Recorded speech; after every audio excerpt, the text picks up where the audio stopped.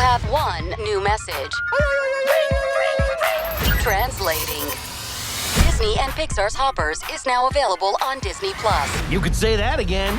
Critics are calling it Pixar's funniest movie ever and a wildly entertaining ride. Blizzard Potato. It's certified fresh and verified hot. Now we party. This is incredible! Wow, I am clearing the rest of the day. Disney and Pixar's Hoppers, now available on Disney+. Rated PG. This summer, soccer is here, and so are the watch parties. And Uber Eats has your game day essentials covered with 30% off orders from Aldi, Kroger, and Dollar General. Everything you need to keep your crowd happy, delivered straight to your door. Chips, dips, fresh ingredients, and more. Order in so you can lock in for the games. 30% off your grocery order, only on Uber Eats for a limited time. Smoking what? Cigarettes and marijuana. Did she tell me it was all right to smoke marijuana on her property? Yes, she did. She did. said as long as it's not in the house, then it's completely fine. This is the plaintiff, Alexis Bryson.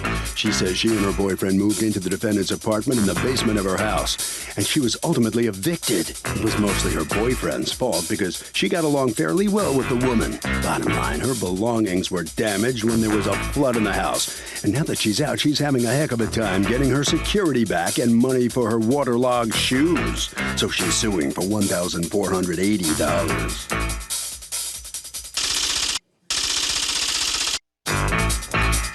This is the defendant, Frances Mascione. She says the plaintiff smoked marijuana in her home, which is a big no-no. The woman also had all sorts of people hanging out at wee hours of the morning, and she was afraid the girl was dealing drugs. She had to get rid of her, and fast. Had her evicted and most positively, definitely doesn't owe her any money. She's accused of smoking a tenant.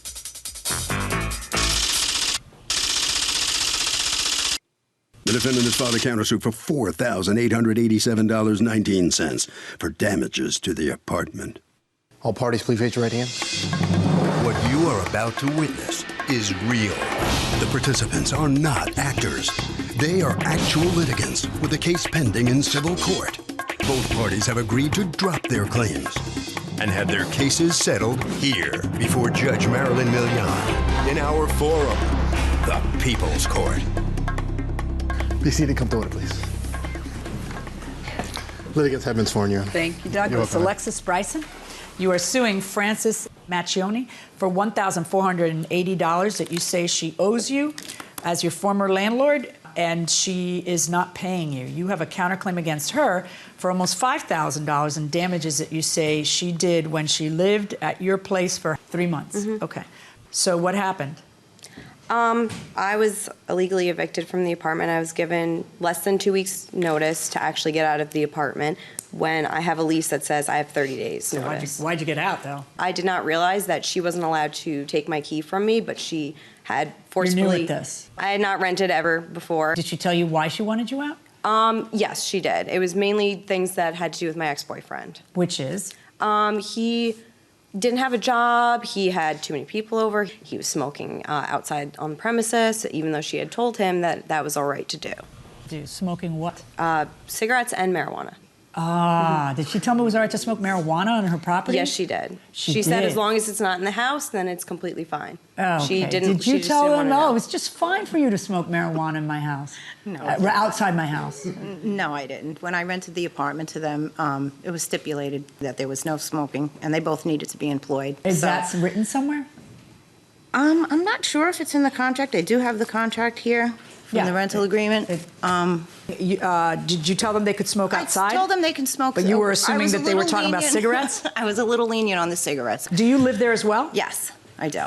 So I told them that why is it that you told her get out and get out fast?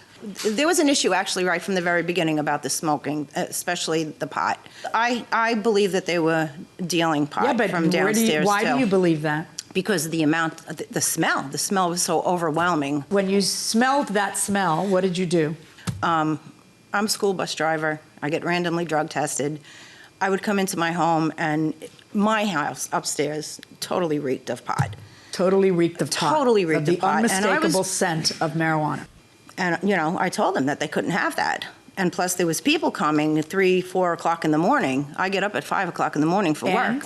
And they'd be outside smoking outside my bedroom window. So you told them you can't do that, and what was their response? What are you talking about? We don't smoke marijuana. No, he said, I'm sorry. Okay, it won't happen again. All right, and did it? Well, constantly, yeah. Okay, so... I mean, people did stop coming after a while at 3 or 4 o'clock in the morning. We didn't really have that. That kind of stopped. Right, and then one fine day, you're walking in the yard, and what happens? We're walking in the yard, and I find this cylinder about this big and about this round. You could smell what it was, and then... What was it? I said, this is marijuana. This is pot. And I said to her, I can't have this anymore. I said, you guys need to leave. That was about July 3rd. Okay. And did they leave by the 1st of August? Ian moved out immediately, and I got a phone call from my real estate agent that Alexis had called her up and threatened her that if she didn't give her the $1,100 back, that she was going to report her. Yes, she was going to report her for renting an illegal apartment. Was it an illegal apartment? Yes. You got a broker on an illegal apartment? Well, we didn't discuss whether it was an illegal apartment or not. So you never told her it's illegal, and she never bothered to find out? Correct. All right, she ended up returning the broker's fee to you, correct? That's correct. When did you find out that the apartment was illegal? About a month into me living there, I'd How? say. Fran had actually said that to me. So when did you tell her she needed to get out and get out fast? July 9th. July 9th. And then she gets out when? She slept there until August 2nd, and then on August 6th she was escorted by the police. But she's not completely out because she's suing for things she left behind, and I've read the text messages. So I know that you were complaining that she hadn't picked up her stuff. Correct.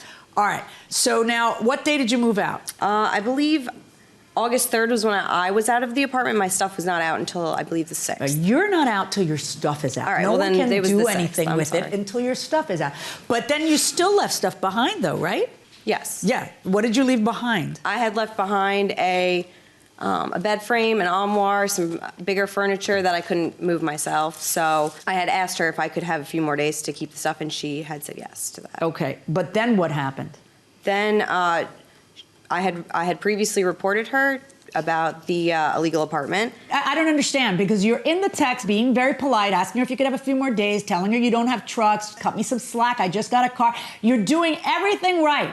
And then you choose to hink up your own situation by reporting her that you could have reported her a week later. I actually had called my mom and talked to her about the whole scenario, and what had happened was... And your mom told you to report her now in the middle of when you need her? No, I was kind of freaking out, actually. Fran had yelled at me and called me a lot of names, called me a liar, called me a drug dealer, called me multiple different things. I had said to her while she was screaming at me, Fran, would you like me to report you? And she says, I do not care. Okay. And then what happens? Then you find out you've been reported, and then you tell her, I took all your stuff to the dump. Yeah, that was a And lie. had you? No. Why did you lie? I was irate at that point. You lost it when you found out she reported you. How did you find out that she reported you? Actually, I didn't lose it when I found out. Yes, you did. I read it. You were totally polite until that point. And then, let's see if you lost it. Hold on. Why don't we read out your answers?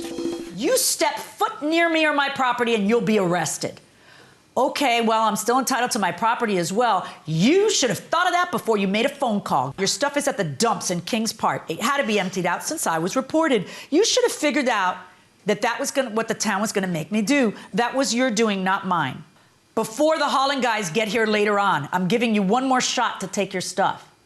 And she says, I have to work tonight. I can't miss it because somebody who does everything illegally and lies to me wants me to come and get it at her leisure. You took my key from me, which you have absolutely no right to do.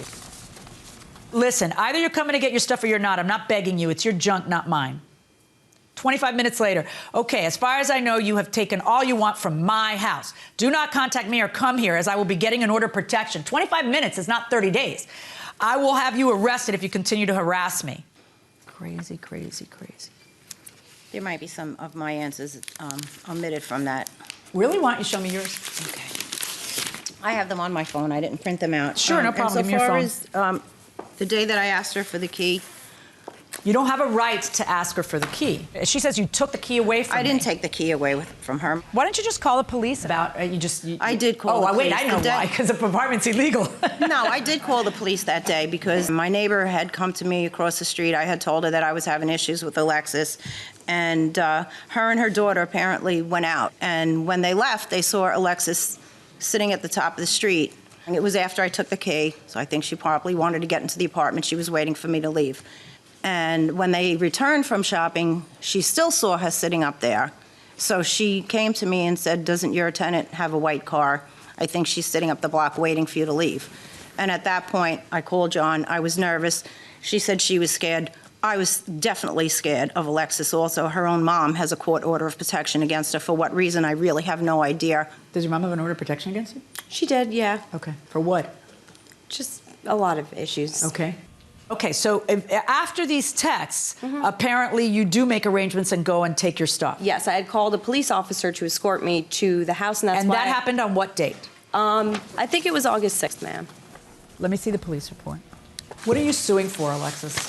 I'm just pretty much suing for my security back and also some damages that were done to some items of mine. And the damages that were done are what? $380 for 4 pairs of shoes. What 4 pairs of shoes were damaged and where? I have them right here. Okay. And these shoes were damaged how? In the closet that I kept my fall stuff in, there was, I guess, rainwater would get in, and it leaked all over the floor, and I didn't open up the door until I was moving because it was all my fall stuff. Right. And there was just mold all over my shoes. Do you have a picture of the leak? No, I do not. I didn't know it existed until I had moved out, so. Did you ever bring the leak to her attention? I didn't know that it happened until I had tried to move out, and then I brought it to her attention, and she claimed that that was my fault. Why was that her fault? All right, Your Honor. Apparently, they somehow pulled the tub spigot off the wall, resulting in a leak and damages to the plumbing. And I'm assuming that that's where I had 2 plumbers come in to give me estimates. Wait, how did they? Why do you say they pulled the Well, the tub because the spigot? apartment was all redone before they moved in. Show me the proof that you had just redone that bathroom before they moved in. John did it. I don't have any other proof other than John's word, but I do have pictures of what the damage I found after they left. Welcome back to the People's Court. Harvey Levin here. So if the lease has nothing about pot, is a tenant allowed to smoke pot right outside the house or the apartment? No, they're not. Why? Because it's illegal. Well, not everywhere, but in some states it's kind of a minor, most states it's a minor offense. If they have their weed card, they can. What do you think? If I got the prescription for it, yeah. So you need a prescription. Right.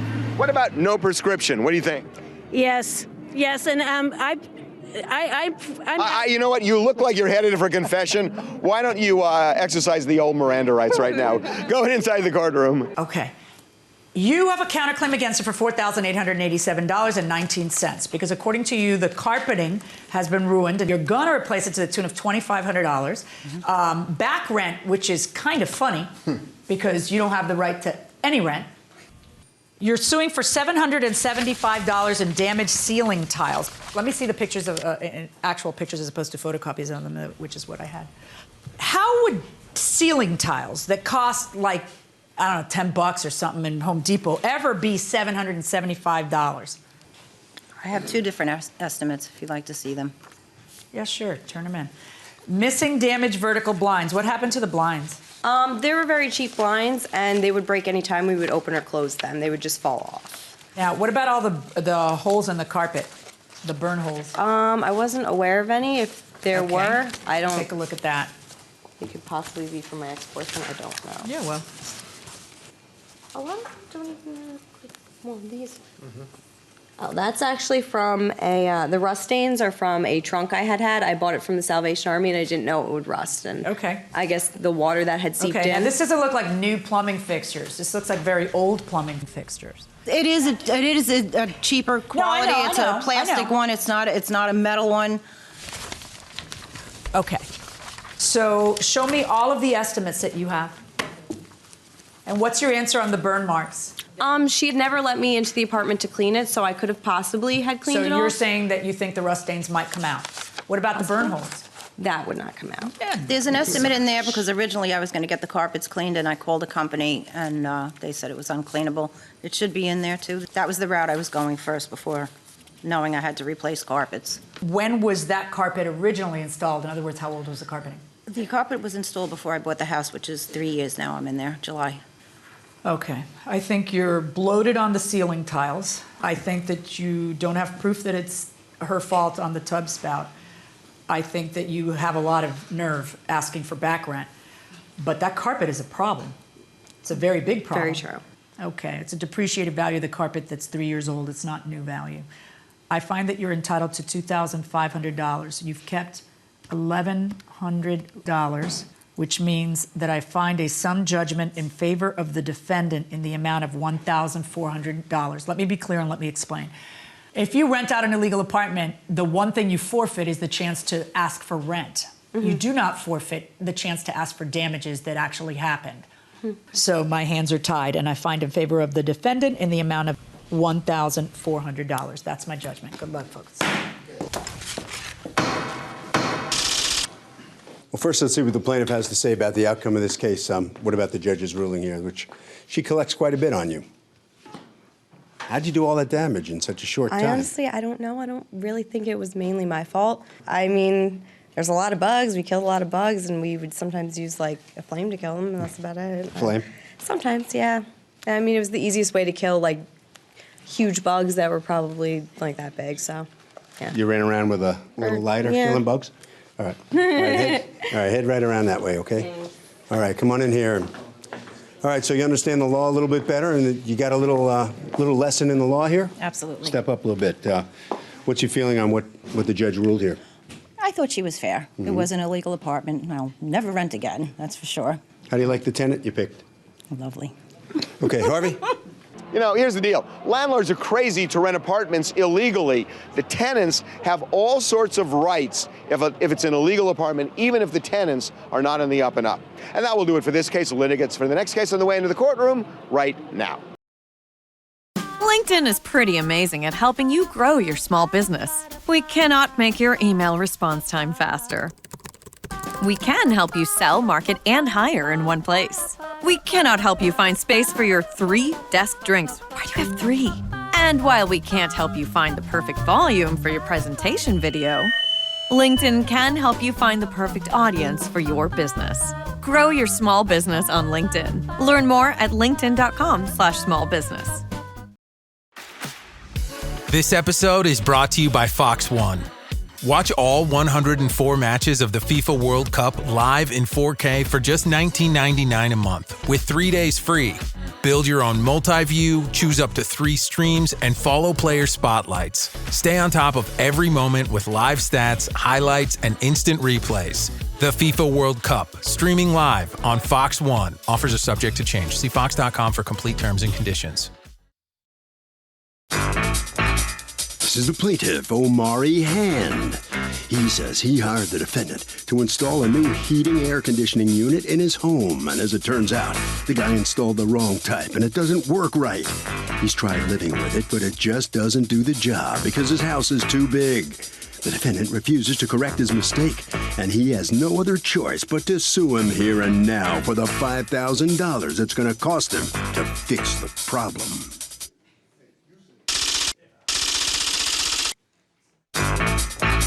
This is the defendant, Nathaniel Lovett. He says he did a great job for the plaintiff and installed a 2.5-ton unit, just like the one he previously had in his home. He never complained he had any cooling issues with the house. He just said he wanted a new unit to replace the old one, and that's what he gave him. End of story. He's accused of not cooling it.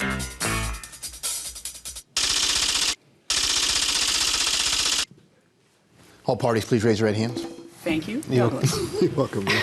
Omari Hand, Yes. you are suing Nathaniel Lovett, your HVAC contractor, for $5,000, a statutory maximum in your state, because according to you, he botched the job at your home. Tell me what's going on. Well, in September 2008, I purchased my property knowing that I needed a new AC unit. The unit in the property at the time was 21 years old. So we went out and got multiple quotes. All the quotes came back for a 3-ton unit. I have examples of those quotes. Okay. The final quote came from Nathaniel Lovett. It was reasonable, so we accepted him to do the job. What size unit was he putting in? We discussed 3-ton, but As far as documentation, when I went back to look at it, the size of the unit was not on the receipt. You actually discussed with him 3 ton? Yes. And said, I want 3 ton? Yes. And his response to you was, I'm going to give you 3 ton? He said he's going to do the job. Yes, he's going to come in there and replace the unit. No, that was my question. Did he say, yes, I'm going to give you 3 ton? To my recollection, yes. You deny that, right? Yes, ma'am. Right. And it's nowhere in the written contract, right? In fact, nothing is in the written contract. It doesn't say 2.5 ton, doesn't say 3 ton. It doesn't say anything. It doesn't say what size. Why doesn't it say what size you're selling a person? Because we just had a verbal agreement. No, what are you talking about? You had a written contract. Why would you write everything but the size of the unit? I didn't write it. I don't know. Right, it was at an the time. oversight. Yes, ma'am. Okay, you weren't just trying to rip No, them ma'am. off? Okay, because lots of times that side does that on purpose so that they can figure out what's cheapest and put that in there. So your side, the homeowner, needs to be very careful that everything that needs to be inside a contract is. All right. Now, let me see all of your quotes.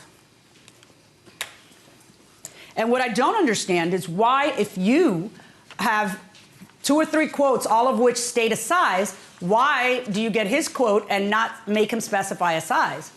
Yeah, because after just having a few discussions, it's pretty much protocol for an AC specialist to know what size unit is adequate for the property. And now let's talk about that a second. The size unit you had in there was 2.5 ton. Yes. Okay. Now, he does the job, and then you hit the summer. Yes. And what happens? During the summer, it was where I really found out the unit was undersized because it wouldn't cool my property. So I called him to come out and look at it, and he actually tried boosting the fan power, something in that nature, but that was unsuccessful. So I frustrated at the time. I had other people come out and look at it. They basically told me 2 things. The system was not calibrated correctly, and it needed more Freon, and the biggest thing is that the unit was undersized. Further conversation, he says, yeah, as an AC specialist who's licensed, they're supposed to run manual J-load. Who's saying that? The AC specialist that came and looked at my unit. Okay, do you have that in writing? Yes, yes. May I see that? All right, are you a licensed contractor? No, ma'am. Did you ever tell him you were a licensed contractor? No, ma'am. Does your business card have a license number on top? It has my license number to handle Freon, my REPA license number. I am a technician. Do you have the business card that he gave you? Yes. REPA license number, what's that? Refrigeration license number. As opposed to what? That allows me to handle the Freon. In my county, I'm able to do AC and appliance repairs. Air conditioning and household appliance service and repair. That says if we can't fix it, you don't pay. Did somebody cross that out or underline it? He crossed it out. He crossed it out? We just have new cards printed up. You actually got it, you don't pay. If we can't fix it, and then he crosses out, you don't pay. It was old cards. Yeah, it was, old cards. Is this license current? The REPA license? Yes. Well, as long as you have a license in the county, which I do have a license in the county, I can do small appliance work. Yeah, but that's not what you did. You were installing a new HVAC unit, which requires a different license. Okay. So you then have submitted to me emails from other companies that you had shopped it to after he did the job, where you're saying to them, can't I get away with a 2.5 because you're trying to get them to answer or whatever, so you have the evidence. I was basically trying to find out. Yeah. No, it's smart. If you email him and he thinks he's still got a chance of getting your business, he gave you the answer where he says, I would be lying to you if I said that you will be able to get by with a 2.5 ton. I think it will have a hard time keeping up, especially in the summer. The standards are constantly changing, Omari. It seems every year we get updates on our manual J load calculation program. Yes. All right. You have since learned and educated yourself that there is a way to calculate based on what, cubic foot? Cubic feet, ceiling height, windows. Right. It didn't make sense to me at the time, but it's clear as day now. Yeah, I know. That's how litigation has a way of doing that. Yeah. Did you do any load calculations to figure out the size of the unit, or did you just replace the unit that was already there? Well, I didn't do any kind of calculation because he didn't ask me what currently fits the house. Because the unit did not work and it had mold in it, he wanted the unit replaced. Okay. And I said, okay, I can replace it. Is it protocol to do load calculations to determine, because do you know what manual J is? Yes, ma'am. Okay, what is it? It's just how they calculate the difference say if you got a 10-foot ceiling versus an 8-foot ceiling. Right. Okay. And did you, in fact, ma'am. those calculations change over time, right? They're not just set Stagnant, in stone. right. So if that's the case, then doesn't it behoove you before you put in an AC to maybe do some simple math and figure it out? What is required? No, ma'am, but under the circumstances, I mean, normally a customer would tell you they're having problems or give you some kind of indication. He wouldn't even know he was having problems, though, because the thing wasn't even working when he bought the house, right? At all? I just moved in the house. Right. At the time I got the AC unit. Yeah. All right, so then when you bring the problem up to him in an email and you say to him, I really need to fix this problem, what can we do? And then at one point you offer, what is it you offer? I offer him to pay the difference between a 2.5 and a 3-ton, which was about $1,200. Okay. And he just felt like he was just getting screwed. And Show me the other... His receipt? yes, my quote was something like 38, and his cheapest quote was like 53, 54. Right. Okay. So he tells you, yeah, that's not a problem. You just have to pay the difference. And why wasn't that fair? He never agreed on the difference, because if so, I would have paid that. I would have been done. You wouldn't even be seeing me right now. See, in your email to him, I see you saying, okay, I'll pay the 12. Hold on. Let's get the email and let's not guess. Okay. Let me just see the email. Okay, in here you say, if you're willing to take my current unit, give me half of what I paid to you for it, $1,747, and I pay you the installation of a new unit, $600, which means you want him to install your unit for free and pay you and return $1,100. That's what this letter says. No, the other scenario is me buying the unit from him for $4,000 more. What else? He would give you credit for the original unit. And I would have done that in a heartbeat. And that's what you were trying to tell him? That's what and I was that's telling what you him. wanted? Wait a second. That's exactly Let me hold on to that feeling, because I love common sense. How about if we resolve this by doing exactly what you're saying you wish he would have done? I honestly don't even want him in my house anymore after dealing with this. That's fine. That's fair. So now I'm going to take a recess, and I want to look at what the regulations say in your town, because you had asked Building and Zoning what would be the protocol, and what they said was that they are required to do load calculations. The word required is a very strong word. So I want to check and see if that's actually in a regulation. Game over if it is, in your favor. But it may not be.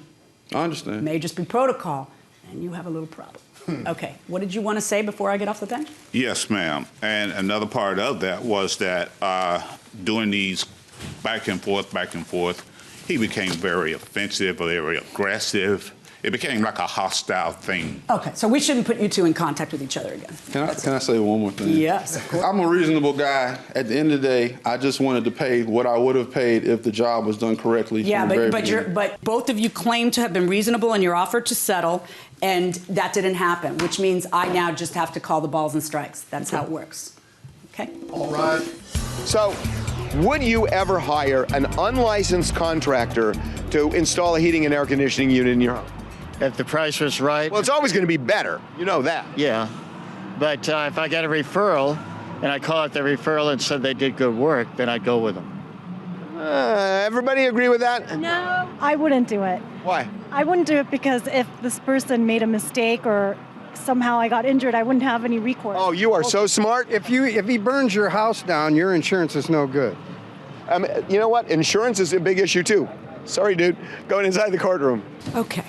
Feeling lucky? Kinda. Kinda? I got two more. No, you don't. Okay. No, you don't. All right. Okay, so in the Florida Building Code, what it says is mandatory rules for heating and cooling equipment. Heating and cooling equipment shall be sized in accordance with ACCA Manual S based on the equipment loads calculated in accordance with Manual J. Bottom line is that there is a code in effect to make sure that there are calculations done in accordance with the latest load figures, and you didn't do it. I'm supposed to ignore that you didn't do the calculations? I'm not going to ignore it. What was the total that you paid him? Because you're sort of funny, too. You're like, I'm suing for $5,000 because I want that to help me pay for a new air conditioner. But that's not how it works. What did you pay him? I think it's $38,2007. $38,2007 total. Is that correct? Yes. $38,2007 is what this says. All right. I am going to order you to return $38,2007. That means that the unit belongs to him. How much time do you think you're going to need to hire someone else, get them in there, and switch out the units? I'll try to do it within a month. Okay. So what we'll do is we'll facilitate it. The court will facilitate it so that you can get a phone call within a month that says the unit is ready for you to pick up. And then you two are in contact as little as possible, but then what I deem to be the right thing happens. All right. Good luck, folks.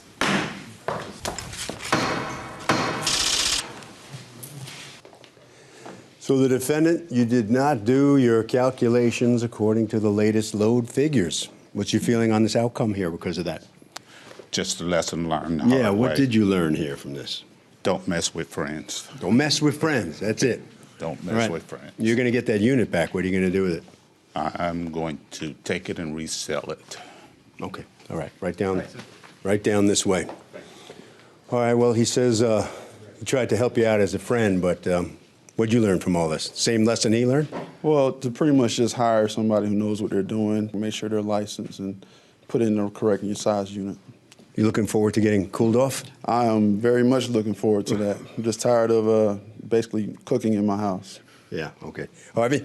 I got to tell you something. This guy is so right. You do lose a lot of rights if it's not a licensed contractor. And one of the things is that when they're licensed, they have a duty to be bonded, which means if they screw up, you can use that bond to help correct the damage that the contractor does. And that will do it for this case. Litigants for the next case on the way into the courtroom right now. Study and play come together on a Windows 11 PC. And for a limited time, college students get the best of both worlds. Get the Unreal College Deal. Everything you need to study and play with select Windows 11 PCs. Eligible students get a year of Microsoft 365 Premium and a year of Xbox Game Pass Ultimate with a custom color Xbox wireless controller. Learn more at windows.com/student offer. While supplies last. Ends June 30th. Terms at aka.ms/collegepc. These are the plaintiffs, Omar and Selena Farouk. Omar says they purchased a high-end sofa from the defendant and were told it had a built-in power recliner in it. When they got it home, they were horrified because they'd been lied to. The recliner was manual, which meant you had to pull a lever on the side. The defendant told him they'd swap it out for the proper model, came to pick up the one he had, and he is still without the recliner to this day. The defendant's nothing but a big, huge crook, and he wants his $2,800 returned.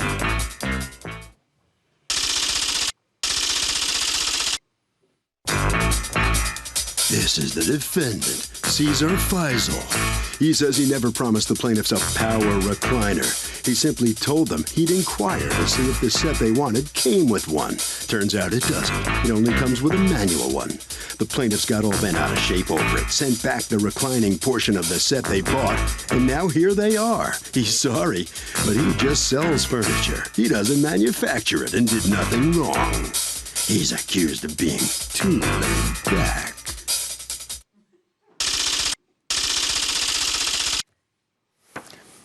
All parties, please raise your right hands. Thank you, Douglas. You're welcome, ma'am. Omar and Selena Farouk, you are suing TC Furniture Closeout, represented here by the owner, Cesar Faisal, for $2,800, the amount that you paid for a sofa with a recliner built in. And according to you, they delivered something that is not what you wanted. Tell me what's going on. I was looking to buy a sofa. I went to this store. I chose one of them, the sofa set from the book.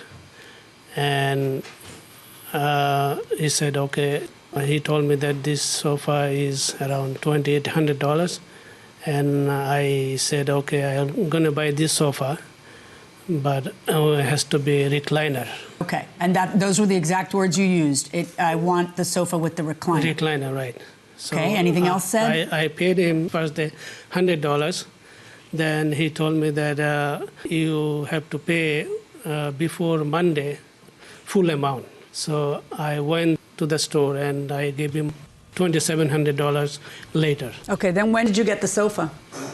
Following weeks. The following week? Yeah, following weeks. Okay, and when the sofa comes, what do you notice? When the sofa delivered to my house, the chair has to be a recliner with the power. When I bought the sofa, I told him that should be power. Okay, but that's not how you testified, and that's not how your complaint looks. You didn't say power until now.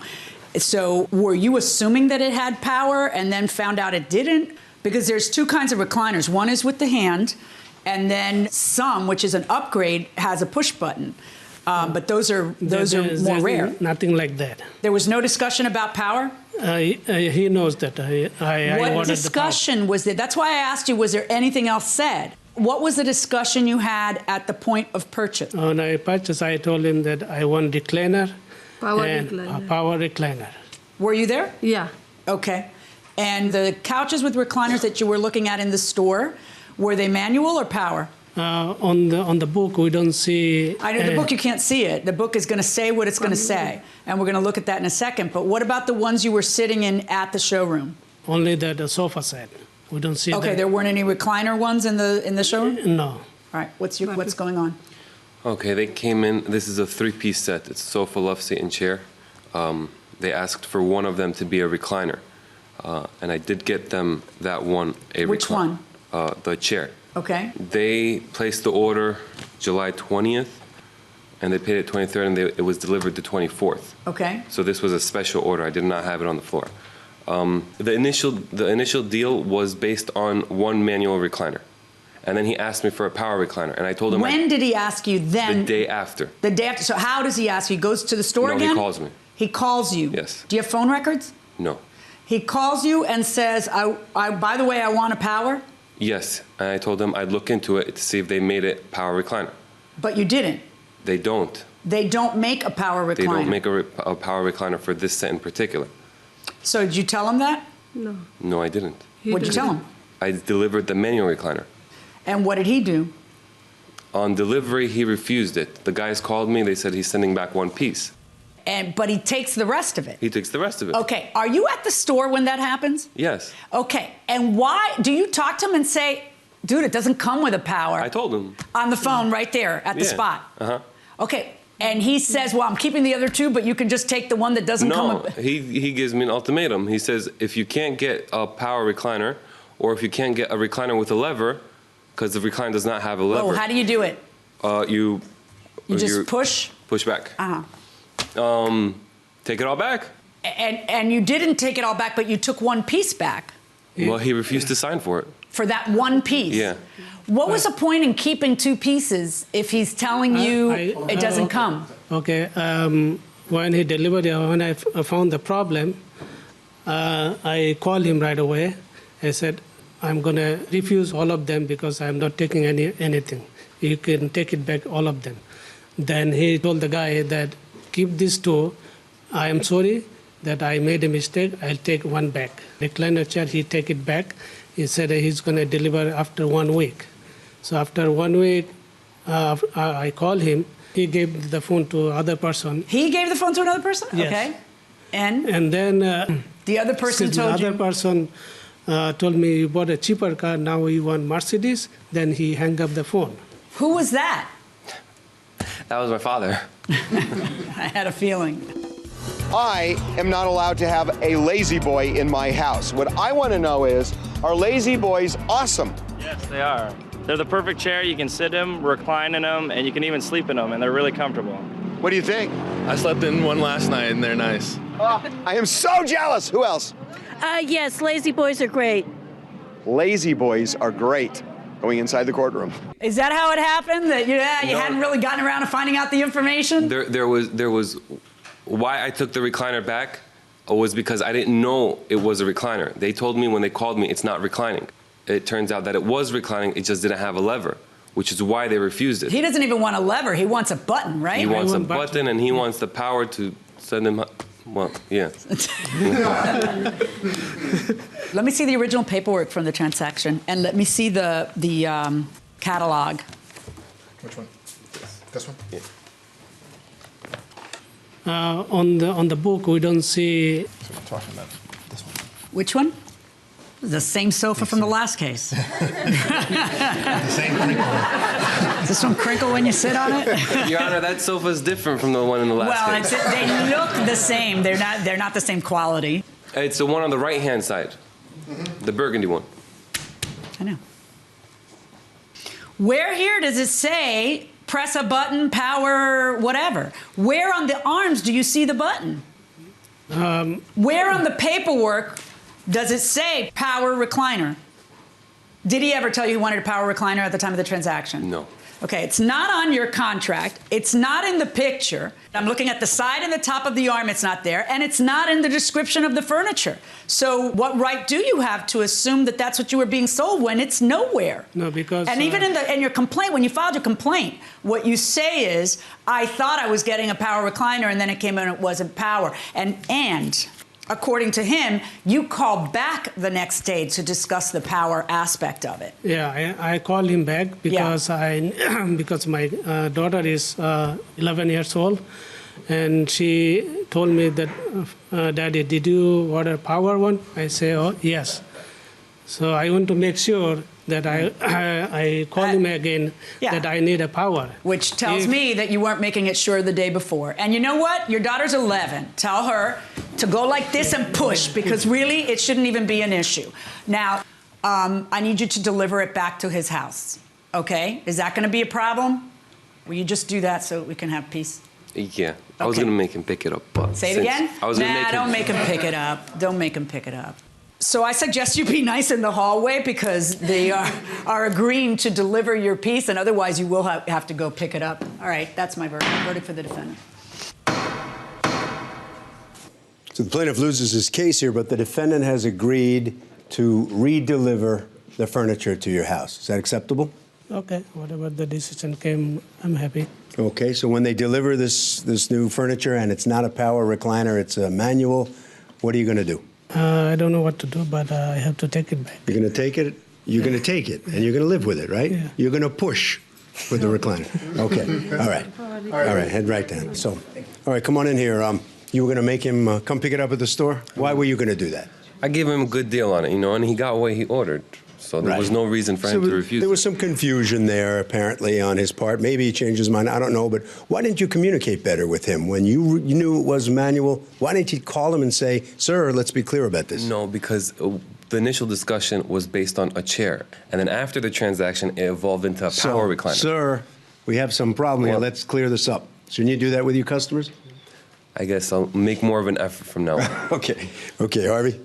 Okay, this is so important. When you buy something, especially when you buy something sight unseen, by the way, but when you buy something and you want certain things attached to the product, a certain specification, you got to make sure that it's all written down. You can't rely on what somebody says over the phone or even says to you in person. Get it written down if it's going to be delivered, because you got to make sure you're getting what you asked for. By the way, I just want to make sure, I want to survey the crowd. Does anybody think lazy boys suck? You do? Yeah. Why? I just don't like them. They take up too much room, and they just collect dust. I like furniture I can move easily. I like furniture that I can lay in and veg in and just think of nothing. You know what I'm saying? Go to the beach. Huh? Go to the beach. No. Okay, I want a lazy boy so badly. That'll do it for this section of the People's Court.